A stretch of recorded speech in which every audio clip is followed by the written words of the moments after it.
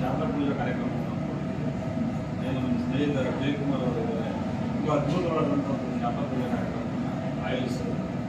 ಇದರಲ್ಲಿ ವಿಶೇಷ ಏನು ಅಂತಂದರೆ ನಾವು ಶಾರದೆಯನ್ನು ಮಾತ್ರ ಪೂಜೆ ಮಾಡೋಂಥದ್ದನ್ನು ಎಲ್ಲ ಕಡೆ ಕೂಡ ಗಮನಿಸ್ತೀವಿ.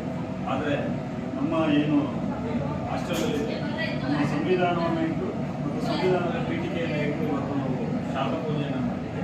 ಹಾಗಾಗಿ ಕಾನೂನನ್ನು ಯಾರು ಗೌರವಿಸ್ತಾರೆ ಅವರಿಗೆ ಯಾವತ್ತೂ ಕೂಡ ರಕ್ಷಣೆ ಇರುತ್ತೆ ಅಂತೇಳಿ ಒಂದು ನಿರೂಪಣೆ ಮಾಡ್ತಕ್ಕಂಥ ಒಂದು ಕಾರ್ಯಕ್ರಮವನ್ನು ವಿನೂತನವಾಗಿ ಆಯೋಜಿಸ್ತಕ್ಕಂಥ ಜಯಕುಮಾರ್ ಅವರಿಗೆ ಇದೇ ರೀತಿಯಾಗಿ ಮುಂದಿನ ದಿನಗಳು ಇನ್ನೂ ಹೆಚ್ಚಿನ ಶಾರದಾ ಪೂಜೆಯನ್ನು ಮಾಡುವಂತಾಗಲಿ ಅಂತೇಳಿ ನಾನು ಆ ತಾಯಿ ಸರಸ್ವತಿ ಪ್ರಾರ್ಥಿಸ್ತಾ ಒಳ್ಳೆಯದಾಗಲಿ.